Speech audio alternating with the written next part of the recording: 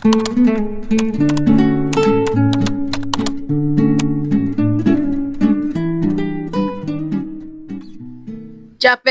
does everything have already been set up? Tanong ni Denzel sa sekretaryo niya. Yes, sir. Nalagay na po sa truck ang lahat ng mga relief goods. Tumango siya. Good. Mauna na kayo sa ampunan. Susunod ako. Agad na tumalili si Japet sa kanyang utos. Mag-aabot sila ngayon ng kaunting tulong para sa mga bata sa bahay ampunan. Palagi niya iyong ginagawa every month. Pero ngayon pa lang siya papunta roon. Ang kadalasan niya kasing utusan ay si Japet. Ngunit dahil sa nangyaring sunog ay bibisitahin niya iyon. Nagbigay rin siya ng pera para sa pagpapaayos ng bahay ampunan. Tinapos niya muna ang trabaho niya saka tumungo na. Pagdating niya, marami siyang nakitang sasakyan na nakaparke sa labas. Hula niya ay pagmamayari iyon ng iba pang mga tumulong. Pagpasok niya ay agad siyang sinalubong ni Mother Superior Teresita, ang madre na may mataas na katungkulan sa bahay ampunan. Malawak ang ngiti itong nakipagkamay sa kanya. Magandang umaga sa iyo, Mr. Peralta. Kinagagalak kong makita ka ngayon. Maraming salamat sa iyong inabot na tulong. Tipid siyang ngumiti kay Mother Teresita. Walang anuman, Mother. Ginayak siya ng madre sa silid tanggapan. Naroon rin ang iba pang tumulong. Nakipagkamayan siya sa ibang kakilala at nakipag-usap. Natigilan siya sa pagsasalita nang biglang may maglapag sa harap niya ng kape. Umangat ang tingin. Ganun na lang ang gulat niya nang masilayan ng babaeng may maamong muka. May marahang ngiti sa labi habang nakatingin sa kanyang mga mata. Nabalik siya sa ulirat nang tumikim si Mother Teresita at pinakilala ang babae. Ikinakagala kong ipakilala sa inyo lahat si Angela. Isa siya sa mga dalagitang na-rescue noong napabalitang nangyaring kidnapan. Dinala siya rito sa bahay ampunan dahil wala rin naman siyang magulang. Wala rin siyang ni isang kakilalang kamag-anak. Nagagalak na pakilala ni Mother Teresita sa dalagang nagangalang Angela. Tipid nang ngumiti sa kanila si Angela at bahagyang yumuko. Ikinagagalak ko po kayong makilalang lahat. Nais ko pong magpasalamat sa pagkapot niyo ng tulong. Sana'y biyayaan pa kayo ng may kapal. Salamat sa inyong kabutihang loob.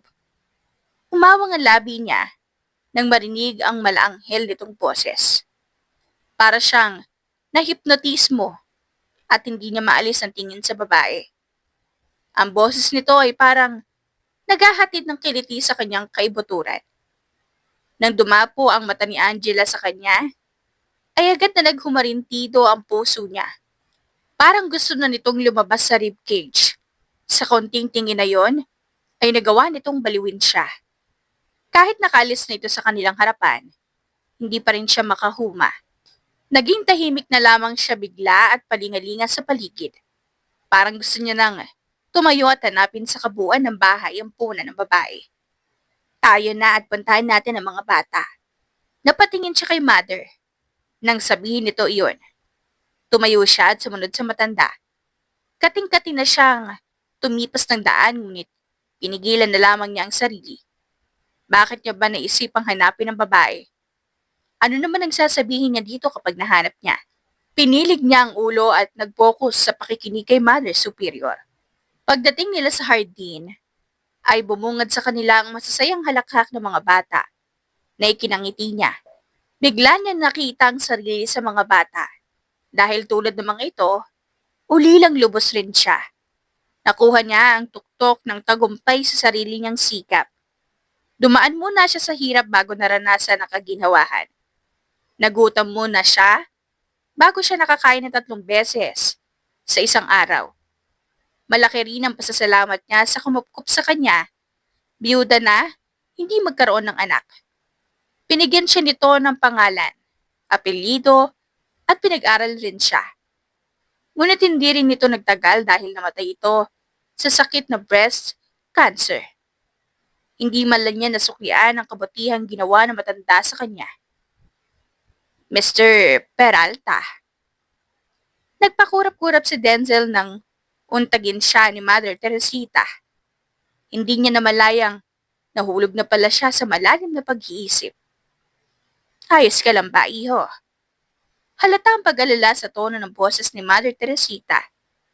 Tumango siya at ngumiti ng tibid. Yes, Mother. I'm sorry for spacing out. Paghingi niya ng paumanhin. Nakakaintinding tumango si Mother Teresita. Pinakilala sila ni Mother Teresita sa mga bata. Sabay-sabay naman ang mga itong nagpasalamat sa kanila. Hanggang natapos, ang pakikipag-usap niya kay Mother Teresita ay hindi niya na muling nakita pa si Angelo. Sa mga sumunod na araw ay nakalimutan niya rin naman ang tagpong iyon. Nagpatuloy siya sa buhay niya na parang hindi niya nakilala si Angela, na parang hindi ito nag-exist sa mundo. Mag-ingat ka, iya. Naway gabayan ka ng Panginoon sa iyong paglabas ng kumbento at gabayan ka sa mga pagsubok na iyong bubunuin. Naway panatilihin mo ang iyong pananampalataya sa labas. Baong salita ni Mother Superior Teresita kay Angela. Sa mahigit 3 taon niyang pananatili sa bahay ampunan, ay ngayon na lamang ulit siya makakalabas.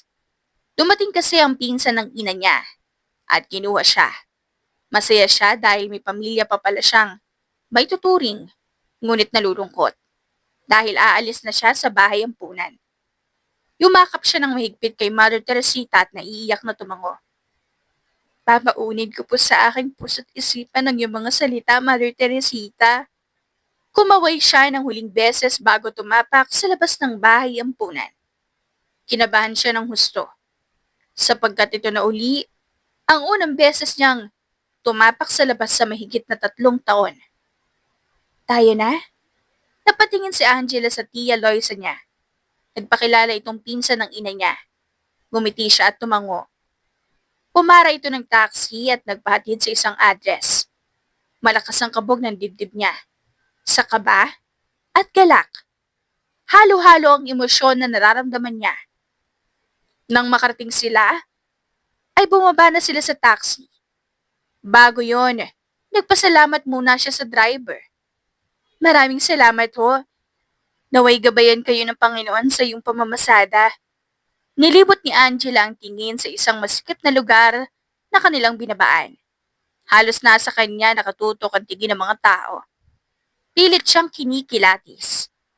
Nakaramdam siya ng takot at hindi maiwasang bumalik ang trauma niya sa nakalipas na taon. Loisa, sino itong kasama mo? Tanong na may edad na ginang sa tiya Loisa niya. At sinabayan sila sa paglalakad. Nailang siya nang pasadahan siya nito ng tingin. Ngumunguya ito ng bubblegum habang may sigarilyong nakaipit sa daliri. May makapal rin itong koloreta sa muka. Pamangkin ko, kaya huwag mong pag-iisipan na masama. May halong banta na sagot ng tiya Loisa niya. Umismid ang ginang. Kikita ka rin naman. Hoy Marimar, huwag mong itulad sa iyo itong pamangkin ko. Pokpok ka at anghel siya. Napakurap-kurap si Angela nang marinig ang insultong salita ng tiya niya sa ginang. Ngunit mukha namang hindi na insulto ang ginang at parang wala lang rito ang sinabi ng tiya niya. Ikaw ang bahala. Tiningnan siya ng ginang. Kung gusto mo ng trabaho, lapitan mo lang ako at bibigyan kita ng racket. Sabay alis. Nilingon siya ng tiyahin niya. Huwag mong sundin ang sinabi ni Marimar. Hindi kayo ni rin ang pinsan ko para maging GRO. Tumango siya. Nandito na tayo. Napatitig si Angela sa isang simpleng bahay na gawa sa plywood at kahoy. Naka-fully varnish iyon, kaya magandang tingnan. Binuksan nito ang gate na gawa sa kawayan at pumasok. Sumunod na rin siya. Pagpasok nila sa bahay, ay laking gulat niya nang biglang may magpapatok ng confetti. Sa gilid niya kaya napatalon siya sa gulat. Sabay-sabay ring sumigaw ang mga ito ng Welcome Home Angela, na parehong may malawak ng ngiti sa labi. Lumambot ang puso niya at pinangilidan siya ng luha sa mata. Hindi niya lubusang kilala ang pamilya ng tiya niya, pero labis-labis ang pagtanggap nila sa kanya.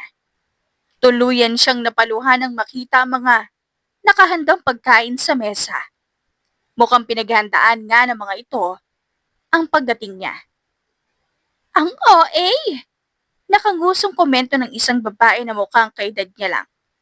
Pero mababakas ang ngiti nito sa labi. Nilapitan siya ng tiyahin at pinanasan ng luha niya. Angela, sila ang mga pinsan mo. Yan si Junebird at Prince. Turo nito sa dalawang lalaki na mukhang matanda sa kanya ng 1 o 2 taon. At ang bunso kong babae si Laika. Sabay turo sa babaeng sinabihan siya ng OA. Gumiti ng malawak si Laika sa kanya. At ang asawa kong si Manuel. Pakilala ng tiya niya sa pamilya nito. Bahagya siyang yumuko at nagpasalamat. Maraming salamat po sa mainit yung pagtanggap sa akin. Naging masaya ang kanilang araw. Nagkakamustahan at nagkukentuhan sila. Napag-usapan rin nila ang pakikipagtana ng ina niya sa papa niya. Naikwento ng tiya niya na hindi gusto ng lola at lolo niya ang ama niya dahil mahirap lang rin daw ito. Kaya naman napagdesisyonan ng mga itong magtanan na lamang at lumayo. Wala na rin ang lola at lolo niya. Namatay na dahil sa katandaan. Ang ina niya naman ay only child lang.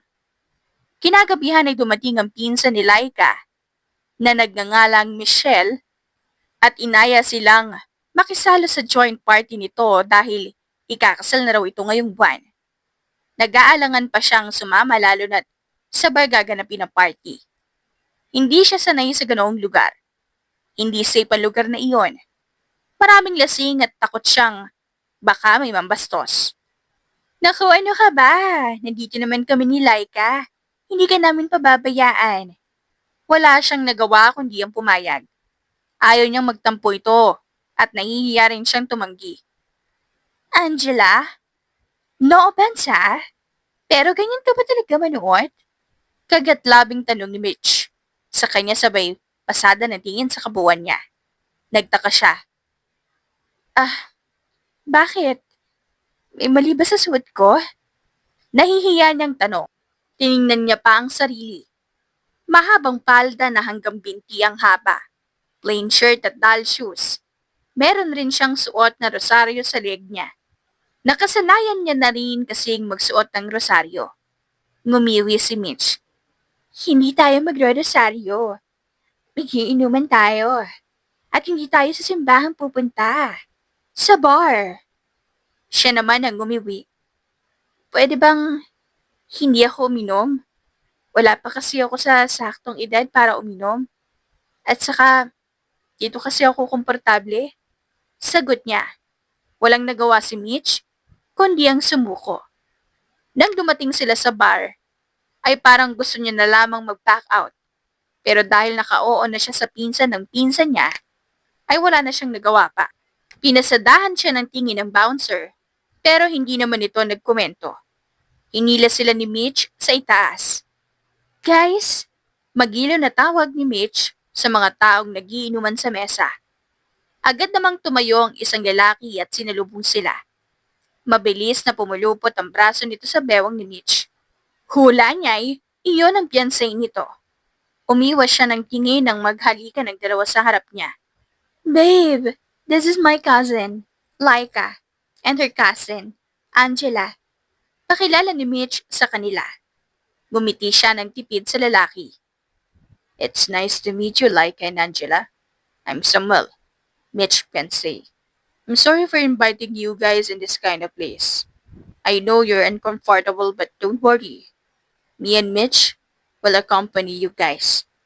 Tumango sila ni Laika at nagpasalamat. Inakay sila ng lalaki sa mesa at pinakilala rin sila sa mga kasama. Nakita niya ang simpleng pagniwi ng mga ito nang pasadahan siya ng tingin. Girl, please don't be offended that you look like a banal girl in your lick. And seriously? A rosary in your neck? Agad na nagtawanan ng lahat. Shut up, Tisha! Inis na suway ni Mitch. Ngumiti lang siya sa mga ito. Hindi naman siya na-offend. Ang totoo ay nangarap rin siya dati na maging madre. Kaya naman iniba niya ang pananamit niya. At habang tumatagal ay nakasanayan niya ang magsuot ng mahahaba. Wala na si Mitch at Samuel sa kanilang table pati ang ibang mga kasama nila. Naroon na sa dance floor at nakipagsayawan. Kasama na roon si Laika. Nakaramdam siya ng tawag ng kalikasan, kaya tumayo siya at nagtanong kung saan ang CR. Habang patungo sa CR na tinuro noong waiter, ay halos makipagsiksikan na siya sa dagat ng mga tao. Meron pang nakaapak sa paa niya. Nakahinga siya ng maluwag nang marating niya ang ladies' restroom. Sa pagbukas niya ng pinto ay laking gulat niya nang madatnan ng isang babae at lalaking naghahalikan. Halos supot-hubad ang babae na nakaupo sa sink at nakapalupot sa bewang ng lalaki. Ang binti ng babae. Diyos ko, mahabaging Diyos! Gulat niyang bigkas at paulit-ulit na ang sign of the cross. Inalikad niya pa ang rosaryo. Agad na naitulak ang babae at lalaki at parehong napatingin sa kanya. Siya naman ay sinamaan ng lalaki ang tingin. Pero bigla na lang lumambot ang tingin nito sa kanya kalaunan. Mabilis nitong inayos ang sarili habang siya naman ay tumalikod na. Parang umurong ang ihi niya sa nakita. Mahina siyang umusal ng dasal habang hawak-hawak ang rosaryo. Hey, miss, wait! Hindi niya nilingon ang tumawag sa kanya at mas binilisan ang paglakad. Halos tumakbo na nga siya sa bilis. Pero agad rin siya nitong nahawakan sa siko. Napapitlag siya sa gulat. Humarang ito sa harap niya. Hinihingal. I'm sorry. I'm sorry of what you saw. It's not my intention. Hindi siya nagsalita at nilagpasan ng lalaki. Para siyang napipi na hindi alam ang sasabihin. Humabol naman ito sa kanya. I'm really sorry. Please forgive me. Hindi niya alam kung bakit ito humihingi ng tawad sa kanya. Huminto siya at hinarap ang lalaki. Huminga siya ng malalim at pinilit ng umiti ng tipid. Pasensya na kung naabala ko kayo ng iyong kasintahan sa inyong ginagawa. Pero naway, sa susunod, gawin niyo iyon sa pribadong lugar na kayo lang dalawa. Hindi ko naman kayo hinuhusgahan. Nagulat lamang ako. Mahinahon niyang sabi. Umawang ang labi nito. It's not what you think. She's not my girlfriend. I don't have a girlfriend. Parang natataranta na ito. Oh, sige. Pasensya na ulit. Yun na lamang nasabi niya, tumalikod pa alis. Bumalik siya sa itaas para magpaalam sa mga kasama na uuwi na. Hey! Where you have been? Alalang-alala kami sa'yo. Nag-aalalang tanong sa kanya ni Mitch. Pasensya na kung pinaglala kita, Ate Mitch. Nagpunta lang akong CR. Paliwanag niya na ikinahingan nito ng maluwag. Pwede na ba akong umuwi? Uuwi ka na? Sige, ihahatid ka namin. Umiling siya kay Mitch at pinigilan nito. Hindi na po ate, kaya ka nang umuwi. Nag-enjoy na lang po kayo dito. Pakisabi na lang rin po kay Laika na nauna na ako. Sigurado ka? Tumango siya. Siya, sige. Mag-iingat ka. Niyakap siya ni Mitch saglit.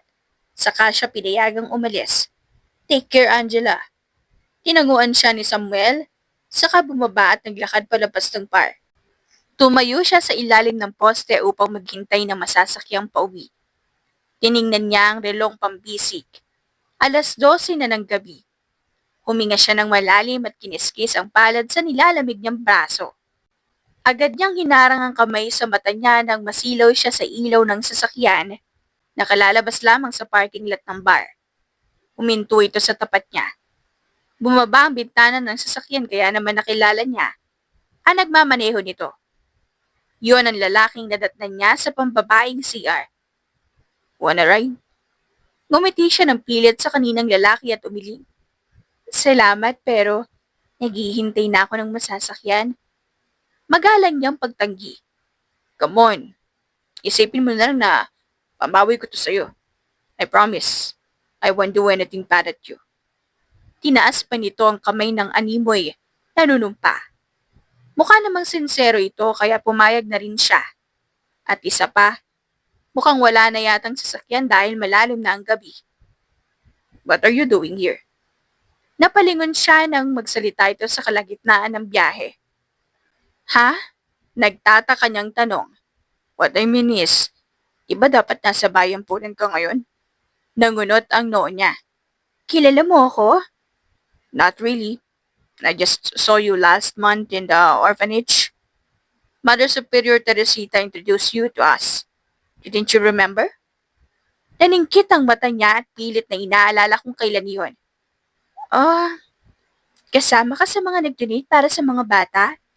Tanong niya nang maalala iyon. Tumango ito. Yes, I'm Denzel Peralta, the owner of Peralta's Airlines. Ikaw ang may-ari ng sikat na airline? Kinagagal ako makilala ka, Mr. Peralta. Ako nga pala si Angela Luceda Roman. Tama ba? I know. And please call me Denzel, not Mr. Peralta. That's too formal. Gumiti siya nang putulin siya nito at ito na ang nagdugtong sa kanyang sasabihin. Hindi mo pa sinasagot ang tanong ko. Balik paalala nito sa naging tanong. Nakilala ko na kasi ang pinsan ng mama ko. Kinuha niya ako sa bahay ampunan at dinala sa kanila. Paliwanag niya. Really? That's great. Gumiti siya. Hindi ko nga inakala na makikilala ko pa ang pamilya ni mama. Mabuti na lang at nahanap ako ng pinsan niya at dinala sa kanila. Are they good to you? Nilingon niya si Denzel. Oo, sobra. Sobrang bait ng pamilya ng tiyahin ko. Tumango si Denzel. Sabi ko nga sa sarili ko na kung sakaling hindi ko mahanap o makilala isa man lang sa kamag-anak ni mama at papa, magmamadre na lamang ako. Pangarap ko kasing maging madre. Saglit na lumingon si Denzel sa kanya, saka binalik sa daan ang tingin. I know that you're kind and beautiful, but you're not suited to be a nun. Diretsahang sagot ni Denzel sa ikinaawang ng bibig niya. Nalungkot siya bigla sa sinabi nito. You're more suited to be my wife. Mahinang dagdag nito na hindi niya masyadong narinig. May sinasabi ka? Umiling si Denzel. Dahil medyo sumama ang loob niya kay Denzel, ay hindi na lang ulit siya kumibo. Nang makarating sila sa bahay, ay bumaba na siya ng sasakyan at nagpasalamat kay Denzel. Maraming salamat sa paghatid. Mag-ingat ka sa iyong pag-uwi. Kinagat ni Denzel ang pang-ibabang labi at tumango sa kanya. Kumaway siya dito bago pumasok sa bahay. Tulog na ang lahat pagpasok niya. Hindi siya gumawa ng ingay para hindi magising ang mga ito. Uminom muna siya saglit ng tubig sa kusina at nag-toothbrush bago pumasok sa kwarto. Bago siya natulog, nagdasal muna siya, gaya ng nakagawian niyang gawin. Amen. Pagkatapos niya at nag-sign of the cross, hinalikan niya ang Bible at rosaryo sa kamarahang nilapag sa bedside table niya. Pagkatapos niyang magdasal, ay humiga na siya sa kama at natulog. Sa kabilang banda, halos mapunit na ang labi ni Denzel sa kakangiti. Hindi niya inaasahang makita muli si Angela. Though, in a bad way. But overall, masaya pa rin siya. Lalo na't naihatid niya ito sa pag-uwi. Umuwi siya sa kondo niya dahil medyo may tama na rin siya sa alak. Kanina, hindi na siya nakapagpaalam sa mga kaibigan para lang masundan niya si Angela. Nakita niya kasing papalabas na ito ng bar. Kinabukasan, nagdala siya ng bulaklak sa address ni Angela. May kasama rin itong letter at initial ng pangalan niya. Sir, may problema po. Kinakabahang saad ni Japheth pagpasok sa opisina niya. Nakatanggap po ko ng tawag galing sa Civil Aviation Authority of the Philippines. Nagkaroon po ng problema ang aeroplanong Sky Explorer. Pupuntang US. Sumabog po ang kabilang pakpak nito. Safe naman pong nakalapag sa Toronto Airport ang aeroplano at walang nasaktang pasahero. Agad siyang naalarma sa sinabi ng sekretaryo niya. Ngunit, pinilit niya pa ring maging kalmado. Ito ang unang beses na nagkaroon ng aberya ang eroplano niya. Magpatawag ka ng meeting. I want everyone present. Magtawag ka rin ng medic to check all the passengers' health. Refine their payment kung kailangan.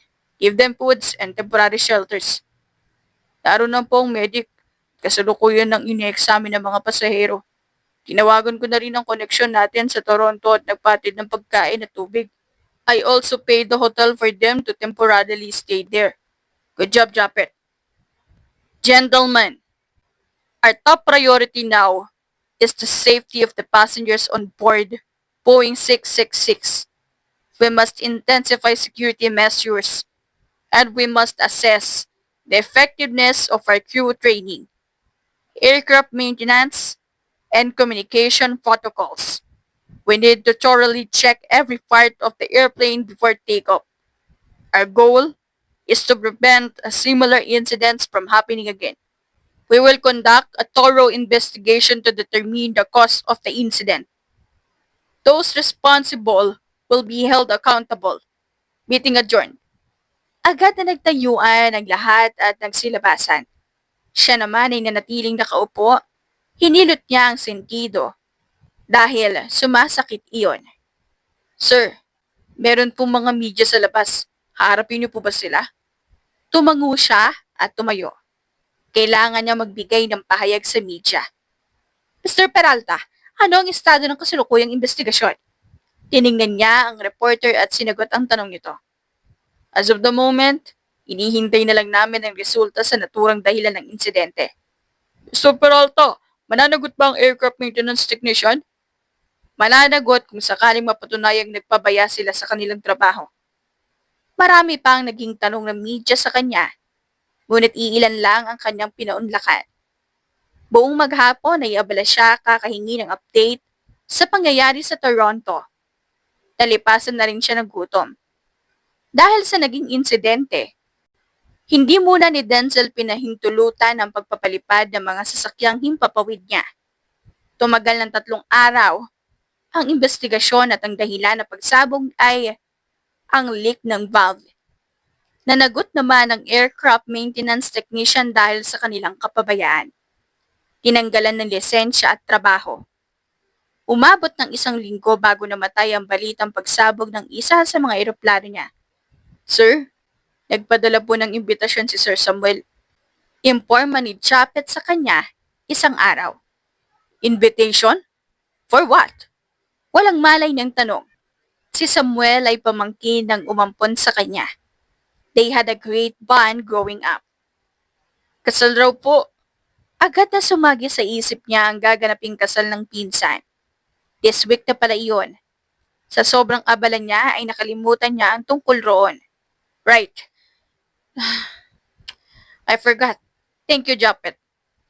Japet nodded and went out in his office.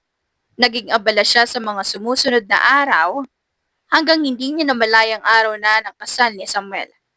Suot niya ang gray suit na tinornohan ng black Oxford shoes. Ngayong araw lang rin niya na lamang best man pala siya. Would you please relax?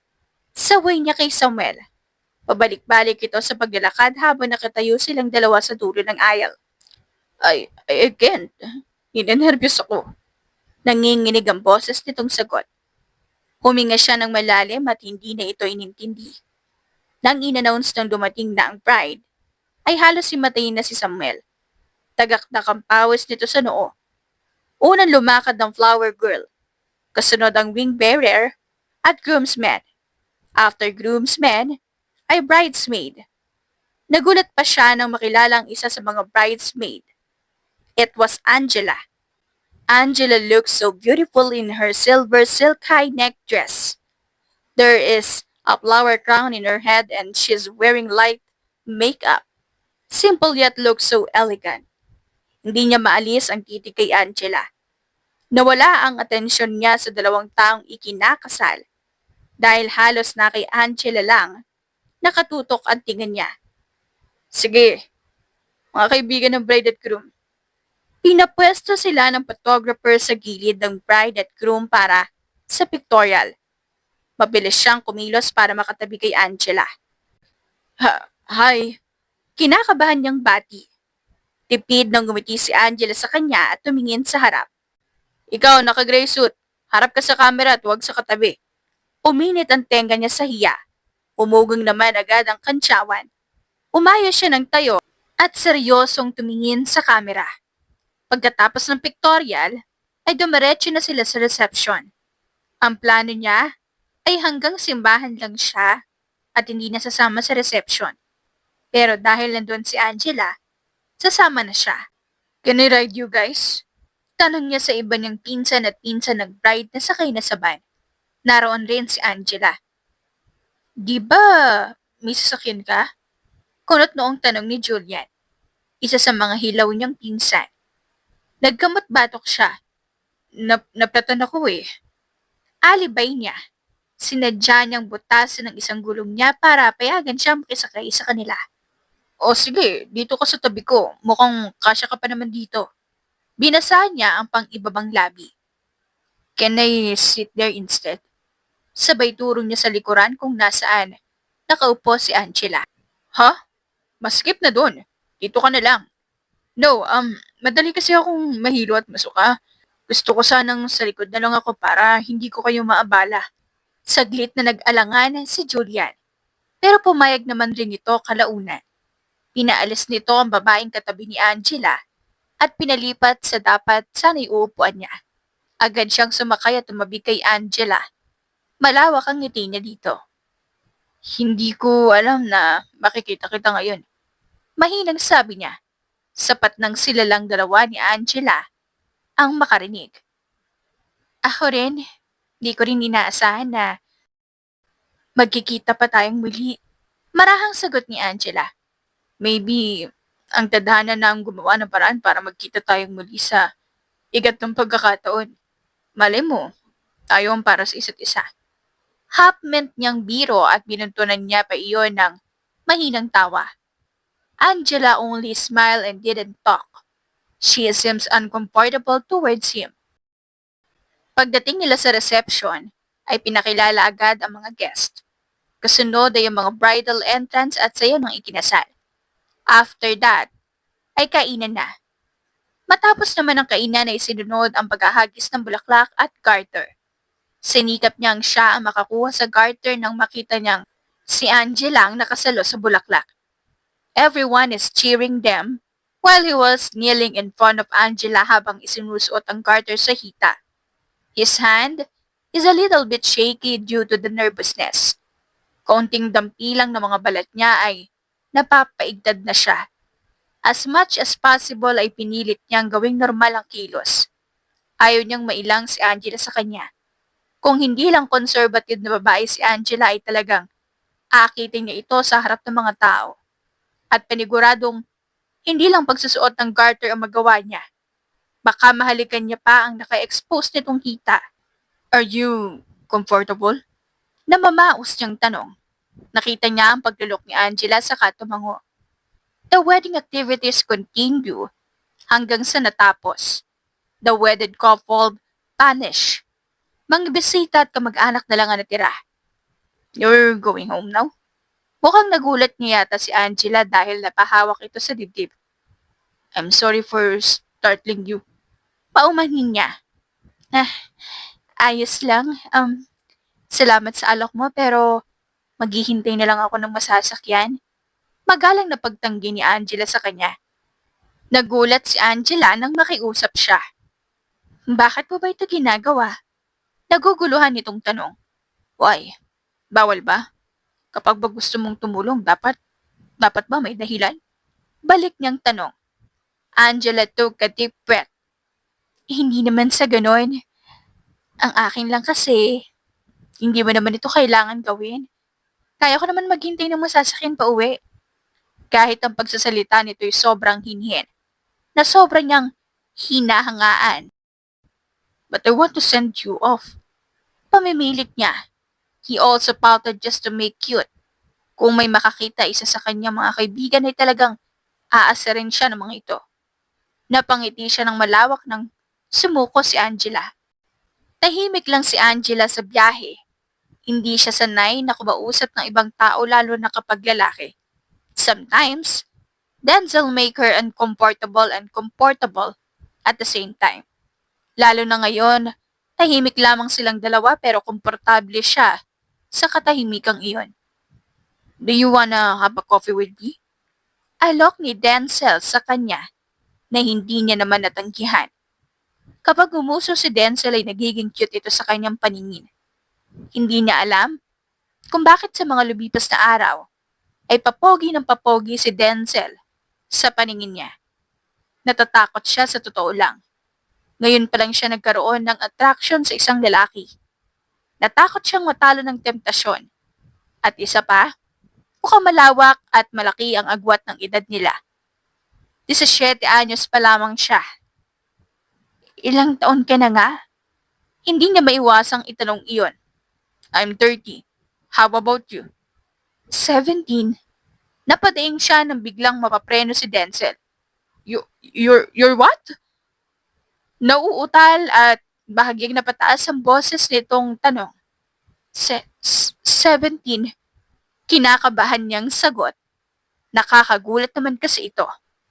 Dom! Mahinang pagmamura ni Denzel ngunit rinig niya naman.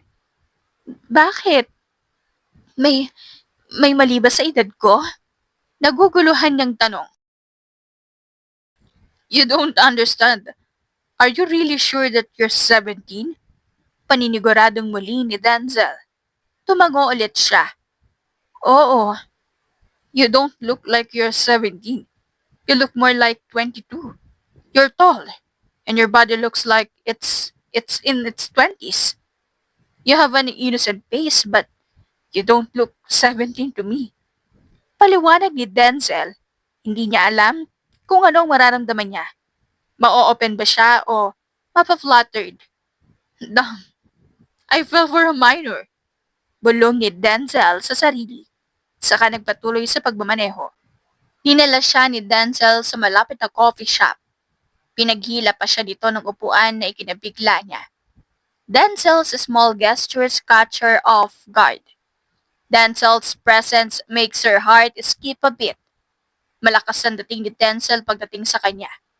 Na kapag nakikita o nakakausap niya ito, ay parang hindi siya mapakali. Hindi siya makapagsalita. Kaya minabuti niyang marahimik na lamang. What's yours? Tanong ni Denzel sa kanya. Nasa likuran niya ito. Tumakwang si Denzel at tinukod ang magkabila ang kamay sa mesa. Bali na paloob siya sa mga braso nito. Nanigas siya. Ang mainit na hininga ni Denzel ay tumatama sa batok niya. Nanindig ang balahibo niya sa batok. Espresso? Maikli niyang sagot. Kinagat niya ang pang-ibabang labi upang pigilan ang sariling huwag lumingon. Alright. Napapikit siya ng mariin nang gumaspang ang boses ni Denzel. Nakahinga siya ng maluwag nang umayos ito ng tayo at nagtungo sa counter. Diyos ko, ilayo niyo po ako sa tentasyon. Peping dasal niya. Napaangat ang tingin niya kay Denzel nang ilapag nito ang kape sa harap niya at umupo sa kaharap niyang upuan. Napatitig siya sa kape nang makitang may heart design iyon. You love it? I personally request a coffee maker to put a heart design, as it's for someone special. Hindi siya nakasagot. Nagbuguluhan siya. Bakit ito ginagawa ni Denzel? May gusto ka ba sa akin? Lakas loob niyang tanong. Ito naman ang natigilan at hindi makasagot. Hindi ka dapat magkagusto sa akin. Malaki ang agwat ng edad natin. Iniwas ni Denzel ang tingin sa kanya. Umalo ng lalamunan ni Denzel sa kalalagok ng sariling laway. Hindi ko masusuklian ang pagkagusto mo sa akin. Hindi kita gusto gaya ng pagkagusto mo sa akin. Nanikip ang dibdib niya sa hindi ba lamang dahilan. Piling niya, nagsisinungaling siya. Nangangalit ang bagang ni Denzel. Hindi pa rin siya nito tinitignan. Denzel? Mahinang tawag niya sa pangalan nito. Umawang ang bibig ni Denzel at tumugot ng malalim na hininga sa kasya. Tiningnan. I guess, bastard na agad ako. Binuntunan pa ito ni Denzel na mahinang tawa. Nag-init ang sulok ng mata niya. Sorry. Nanginginig ang boses niyang sabi. Agad na tumayo si Denzel at tumabi ng upo sa kanya. He cupped her face and wiped her tears gently na mas lalong ikinaiyak niya. Di niya alam kung bakit siya umiiyak. Siguro nagigilty siya. Shh! Stop crying, babe. My heart is aching seeing you cry. It's not your fault kung hindi mo ko kayang mahalin o gustuhin. I just tried my luck. But I guess, talo talaga ako. I'm still thankful that I met you. Sa maling panahon nga lang. Denzel looked at her lovingly. He smiled slightly and kissed her swollen eyes. Can I ask you a favor, babe? For the last time? Tumango siya. Can I take you to a date? Let's pretend like girlfriend and boyfriend. Just to stay. After that, pwede na tayong bumalik sa sarili nating buhay. I promise na di na kita lalapitan at kakusapin kapag nagkita tayong muli. I will act like we don't know each other. Mas lalong nasaktan ang puso niya nang sabihin niyo ni Denzel. Ganun na lang ba yun? Hindi siya nito ipaglalaban? Pero masisira naman ang pangalan ni Denzel kung gagawa nito iyon. Ano na lang ang sasabihin ng mga tao kay Denzel na pumatol ito sa bata, minor de edad. Baka makasuhan pa si Denzel ng dahil sa kanya. Pero kahit na gano'n ay ayaw niyang kalimutan siya nito. Hindi niya yata kakayanin na aakto itong hindi siya kilala. Please? Her heart shattered into pieces. Sino siya para hindi? Masakit na nga sa parte nito na hindi niya kayang mahalin o gustuhin. Tapos tatanggihan niya pa? Malungkot siyang ngumiti at tumango. Dinala siya ni Denzel sa Sky Ranch Tagaytay. They tried riding the Sky Eye, or the most known 63-meter tall Ferris wheel that offer a breathtaking views of Taal Lake and volcano. They enjoyed their day as boyfriend and girlfriend. Sinubukan rin nila ang photo booth kung saan marami silang pictures na magkasama. They do horseback riding and eating street foods. Did you enjoy? Tanong ni Denzel sa kanya at inabutan siya ng binili nitong ice cream. Ngumiti siya ng matamis at tumango. This is her first time experiencing this and enjoying her life to the fullest. She is sure na hindi niya makakalimutan ang experience na ito panghabang buhay. Bumagsak ang ngiti niya nang maalalang huling beses na ito. She'll surely miss this unplanned adventure. Why? Nag-aalalang tanong ni Denzel nang mapansin ang pagpawi ng ngiti niya. Umiling siya at binalik ang ngiti niya na hindi na umabot sa mata. Let's eat? Aya ni Denzel nang mapansin ang oras. It's 7 p.m. and he promised na uuwi sila within 10 p.m. She is sure na after nilang kumain ay uuwi na sila. Bigla siyang nawalan ng gana. Pwede bang manatili tayo dito saglit? Request niya. Tinitigan siya ni Denzel ng matagal bago pumayag. Denzel enveloped her in his arms at hinalikan ang noon niya na ikinapikit ng mata niya. Walang namutawing salita mula sa kanila. They just enjoyed the silence between them. They pulled away from each other after the warm hug at nagpunta sa malapit na restaurant at kumain. This is our last day together. I hope you enjoyed our unplanned getaway. Glad we made memories together. Malalim na bumuntong hininga si Denzel at kinuha ang kamay niya at hinaplos ng marahan. I never regret meeting you and loving you, Angela. Although it is on our side, I'm still grateful to have spent time with you. Even if only for today, sana balang araw pwede na. Can I request something, babe? Tumango siya. Can you please wait for me? Hintayin mo ko hanggang pwede na maging tayo. I promise. Liligawan kita sa tamang panahon at pagkakataon. Sunod-sunod siyang tumango. Pinunasan ni Denzel ang kanyang luhang sunod-sunod na pumatak. Nanginginig ang pang-iba pang labi niya sa sobrang pag-iyak. Ayaw niya. Ayaw niyang iwan si Denzel at ayaw niyang matapos ang araw na ito pero hindi talaga pwede. Bumalik silang Maynila na walang imikan. Ang mata niya ay namamaga dahil sa pag-iyak niya ng husto. Nang makarating sila sa tapat mismo ng kanilang bahay, ay parang ayaw niya nang bumaba. Kung hindi lang siya pinagbuksan ni Denzel ng pinto, huminga siya ng malalim bago tinapak ang mga paa palabas ng sasakyan. Dahan-dahan siyang humarap kay Denzel. Denzel stared at her deeply and swallowed hard. I guess, this is our goodbye. Ramdam niyang hirap ito sa pagbuo ng mga salita. Uminit na naman ang sulok ng mata niya. Parang wala na itong kapaguran sa pag-iyak. Dinamba niya ng maigpit na yakap si Denzel at umiyak sa dibdib nito. I'm, I'm sorry. Marahang hinaplos ni Denzel ang likod niya at pilit na pinapatahan. Pinaulanan ni Denzel ng halikang ulo niya. Pumasok ka na. Umiling siya at mas lalong humigpit ang pagkakayakap. My angel, please, let's not make things difficult for ourselves. Pagsusuma mo nito kaya napilitan siyang bumitaw. Gawon, pumasok ka na. Marahan nitong utos sa kanya. Bagsak ang balikat niyang tinulak ang gate ng bahay saka pumasok. Narinig niya ang pagalis ng sasakyan. Nangihina siyang sumandal sa nakasarang gate at tahimik na umiyak. Mukhang nakidalamhati rin ang langit sa kanya dahil bigla na lang bumuhos ang ulan. Diyos ko, ano nangyari sa'yo, Angela? Namimigat ang kanyang talukap na tumingin sa tiya niya.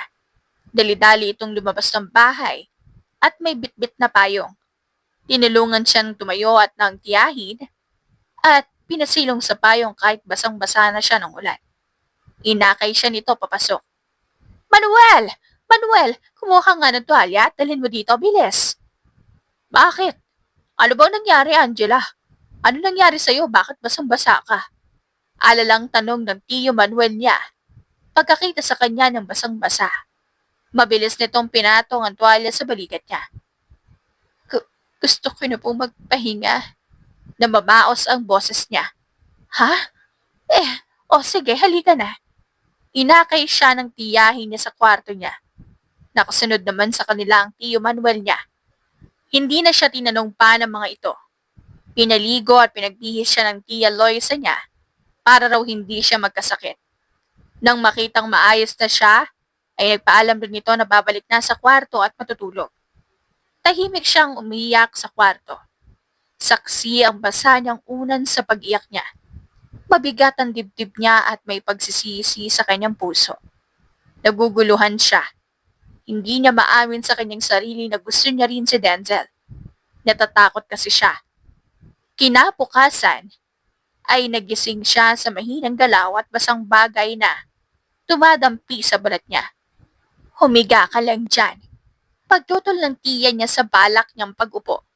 Masakit ang ulo niya na parang binibiyak. Nahihilo rin siya. May lagnat ka. Imporma nito. Ano ba kasing nangyari sa'yo kagabi at nagpaulan ka? May nangyari ba? Mahinahon itong tanong. Akala namin nauna ka nang umuwi kahapon dahil bigla kang nawala. Pero pagdating namin sa bahay, wala ka pa. Mahinahon itong sabi. Tumingin siya dito. Wala po. Saglit siyang lumunok. Namimiss ko lang sina mama at papa. Pagsisinungaling niya at nag-iwas ng tingin. May simpatya siyang tiningnan ng tiyahin. Alam kong mahirap mawalan ng magulang. Pero palagi mong tatandaan na nandito lang ako. Kami ng tiyo Manuel mo at mga pinsan mo. Hindi ka namin pababayaan. Pamilya tayo dito. Kung ano man ang problema mo o kung ano man ang nararamdaman mo, sabihin mo lang sa akin at makikinig ako. Marahan nitong pinisil ang kamay niya. Ngumiti siya ng tipid at tumango. Mas pinili ni Denzel na magpakaabala sa trabaho para makalimutan niya ang sakit sa puso niya. Sa mga araw na lumipas ay halos wala na siyang pahinga. Subsub siya sa trabaho. Sir, meron na naman pong pinadalang pagkain.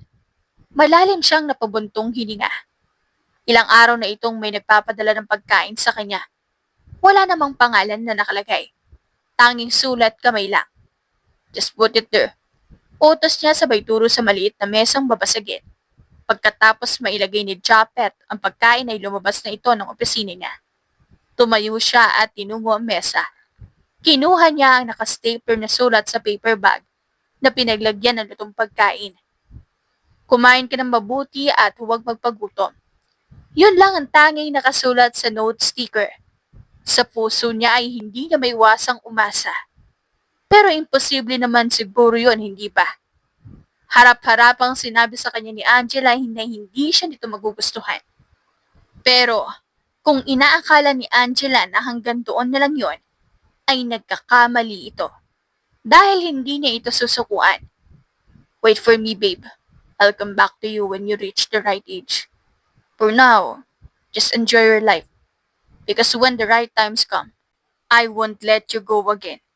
Sinilid niya sa bulsa ang sulat kahit ayaw niyang tumanggap ng pagkain sa hindi niya kakilala ay hindi niya naman kayang itapon ng pagkain.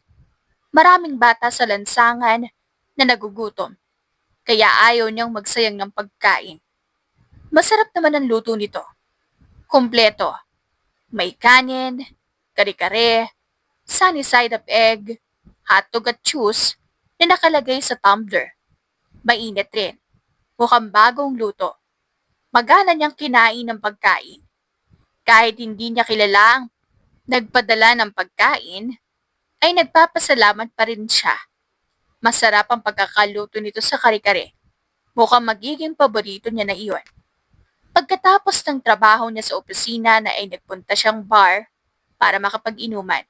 Sa dalawa niyang kaibigan na kasosyo niya rin sa negosyo. It's been a long time, Denzel. Bati ni Lorenzo. They do a bro fist same as Brian.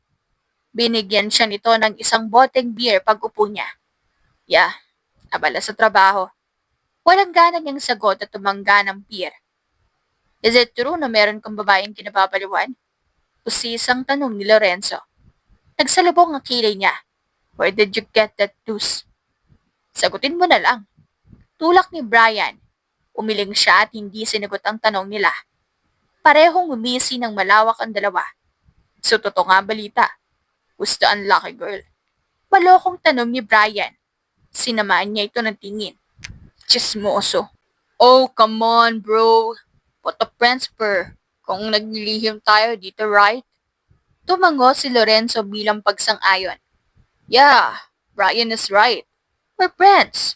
So dapat rin naming malaman kung sino ang babae. No worries. Di naman namin naagawin. Biro ni Lorenzo at tumawa. Natawa rin si Brian. Stop teasing me. Nilayuan ko na nga siya. Saglit na natahimik ang dalawa. Why? Hindi kanya gusto? What a pity. Umiling siya. She's still a minor. Mahinang sagot niya at napatulala sa bote. Come again? Gulat na bulalas ni Lorenzo. Namali lang ba ako ng dinig? Paninigurado ni Brian. Hindi siya sumagot. Dude, ang dami mong pwedeng gustuhin. Bakit bata pa? Wala ka na bang mahanap dyan na iba? Yung kaedad mo lang. Hindi makapaniwalang saad ni Lorenzo. How old is she? He sighed. 17. Mabilis na naibugan ni Brian ang iniinom na alak sa gulat. Tak-tak. Nanlaki ang mata nitong ani. Dude, that's a crime. Nailing natura ni Lorenzo. Buti na lang talaga at naisipan mong layuan siya. Move on na at umanap ka na lang dito ng babaeng kaedad mo lang. Saad ni Brian sabay tapik sa balikat niya. Umiling siya sa question nito. No. Hihintayin ko pa rin siya. Napamaang ang dalawa.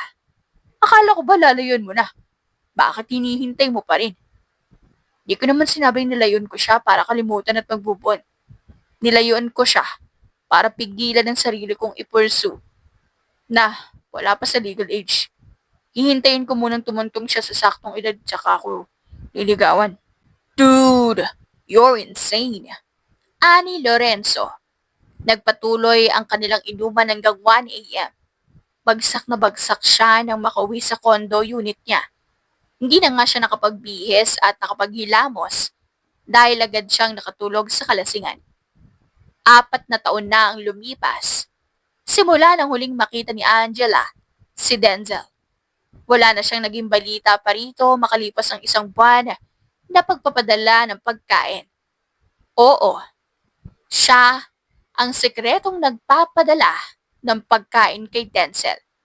Ginawa niya iyon upang maibsan ang konsensya sa ginawa niyang pambabastard dito. Ngunit, pinatigil rin iyon ni Denzel. Kada punta niyang kumpanya ni Denzel at bigay sa pagkain sa security guard, ay hindi na nito tinanggap pa. Wala siyang ibang nagawa kundi ang itigil iyon. Ang lalim naman ulit ang iniisip mo. Untag ni Laika sa kanya nang matulala siya. Iniisip na naman ba ulit siya? Ay, nako. Kung ako sa'yo, kalibutan mo na yun. 4 na taon na kayang lumipas. Paniguradong may iba na yon. Hindi naman iyon lingid sa kaalaman ng pinsan niya dahil naikwento niya ang tungkol sa kanilang dalawa ni Denzel. Pumait ang panlasa niya sa sinabi ng pinsan. Bigla niyang naalala ang nabasa niyang balita sa isang dyaryo. Tungkol iyon kay Denzel. May kasama itong maganda at sexing babae na nakakawit sa braso ni Denzel. Ayon pa sa nakasulat, ay kasintahan niyo ni Denzel. At ilang beses na raw ang mga itong nahuli ng mga paparazzi na magkasama. Hindi ko naman siya iniisip. Tanggi niya. Asus! Sa akin ka pa talaga magsisinungaling. Alam ko na kung ano ang nasa utak mo kapag ganyan ka. Tulala, malayo ang tingin. Ngumuso siya. Kilala na talaga siya ng pinsan niya. Huminga siya ng malalim. Sinubukan ko naman siyang kalimutan. Talagang hindi ko lang maiwasan na maisip siya. Iniisip ko kung kamusta na siya ngayon pero mukhang nasa maayos naman siya. May halong pait niyang sabi. Puno ng simpatya siyang tiningnan ni Laika. Baka hindi lang talaga kayo para sa isa't isa. Malungkot siyang ngumiti ng pilit. Baka nga, mahina niyang sagot. Ano ba yan? Bakit ba tayo nag-iimot-imot? Samahan mo na lang ako sa palengke at mamalengke tayo ng mga gulay. Mahina siyang natawa at tumango. Dinala nila ang bayong na siyang sisidlan nila sa mga pinamilang gulay at nagtungo na sa merkado. Ano raw ba ang bibilhin na gulay? Tanong niya kay Laika. Ito kasi may hawak sa listahan ng mga bibilhin. Ano? Ang mga nakalagay dito ay talong, kangkong, sayote, okra, kalabasa at pechay. Meron din karne na pinapabili sa atin si Mama. Tumango siya at nagsimula ng pumili ng nahanap niyang kalabasa. Pagkatapos nilang mamili ay hindi na siya ni Laika pupunta sa plaza at bumili ng street foods. Manong, 2 kwek-kwek po at saka tig-10 fishball. Turan ni Laika sa nagtitinda ng street foods. Pagkatapos nilang magbayad ay umupo sila sa baywalk at tinanaw ang dagat habang kinakain ang binili nila. Dahil hapon na ay tanaw nila ang pagpalubog na araw. Ang kulay kahel ay sumabog sa kalangitan at pinipintahan ang langit. Marami ang tumatambay sa baywalk. Mapakaibigan man o magpamilya at magkasintahan. Hindi pa ba tayo uuwi? Tanang niya makalipas ang ilang minuto. Ay, oo, halika na. Pabilis silang tumayo at umalis sa baywalk. Saglit silang huminto sa pedestrian lane at hinintay na magkulay green ang traffic light. Sa hindi inaasahan, ay napatingin siya sa sasakyan na mas nakakaangat sa lahat. Ngunit, ganun na lang ang gulat at paninigas niya na makita ang taong may-ari na yun. Dahil na rin nakababa ang window shield ng sasakyan, malakas ang tibok ng puso niya. Nang muling masilayan si Denzel sa ilang taong nakalipas. Napangiti siya. Ngunit, nang dumapo ang tingin niya sa passenger seat ay unti-unting nawala. May kasamang babae si Denzel. At iyon ang babaeng nakita niya sa dyaryo. Nanagkip bigla ang dibdib niya. Sinundan niya ng tingin ang sasakyan hanggang sa makalayo. Tara na! Hinila siya ni Laika patawid kaya hindi niya na natingnan pa si Denzel. Pilit niyang pinipigilan ang namumuong luha sa mata na huwag tumulo. Pumara sila ng tricycle na masasakyan pa uwi. Habang nasa biyahe, tahimik lamang siya at tila malalim ang iniisip. Napansin ito ng kaibigang si Laika at tinanong siya. Ngunit umiwas siya sa usapan dahil nasaktan siya. Sa nakita, si Denzel, kasama ang ibang babae. Samantala si Denzel ay iritang-iritang inihatid si Alina pauwi dahil ginagamit siya nito bilang panangga sa maigpit nitong pamilya. Sa kanilang pag-uusap, ipinagtapat ni Alina ang takot niyang aminin sa pamilya na siya ay isang lesbian. Pagdating sa bahay, sinalubong sila ng mahigpit na ama ni Alina at tinanong kung saan ito galing. Hindi agad nakasagot si Alina kaya't si Denzel ang nagsalita upang ipagtanggol ito. Napabuntong hininga ang ama at pinalalahanan si Alina na magpaalam sa susunod. Matapos nito, nagtungo si Denzel sa isang flower shop at bumili ng bulaklak. Handa na siyang ligawan si Angela. Sa pagdating niya sa bahay ni na Angela, magalang siyang nagpakilala sa tiyahin nito at sinabing nais niyang manligaw. Nang lumabas si Angela, nagulat ito sa kanyang presensya. Anong ginagawa mo dito? Tanong nito. Diretsahan namang sagot ni Denzel, I would like to court you, if it's okay with you. Nagalinlangan si Angela dahil sa isang diaryong nakita niya noon kung saan kasama ni Denzel ang ibang babae. Ipinaliwanag ni Denzel na kaibigan lamang niya si Alina at walang ibang babae sa buhay niya. Lumapit siya kay Angela at sinabing, Don't ever think that I'll replace you with anyone. You're the only one in my heart. Naging emosyonal ang dalawa. At sa huli, tinanong ni Denzel kung mahal din siya ni Angela. Saglit itong natahimik bago nagsalita. Oo, mahal rin kita. Mahal rin kita, Denzel. Sa saya ni Denzel, niyakap niya ng mahigpit si Angela at hinalikan nito sa noo. Pero bago pa sila tuluyang madala sa kanilang emosyon, biglang nagsalita si Laika. Akala ko ba aakyat pa lang ng ligaw? Bakit nagtukaan na kayo dyan? Sa hiya, sumubsob si Angela sa dibdib ni Denzel habang nagtawanan ng lahat. Dahil sa tagal nilang hindi nagkita at nagkasama, araw-araw na bumabawi si Denzel kay Angela. Dinadala niya ito sa iba't ibang lugar.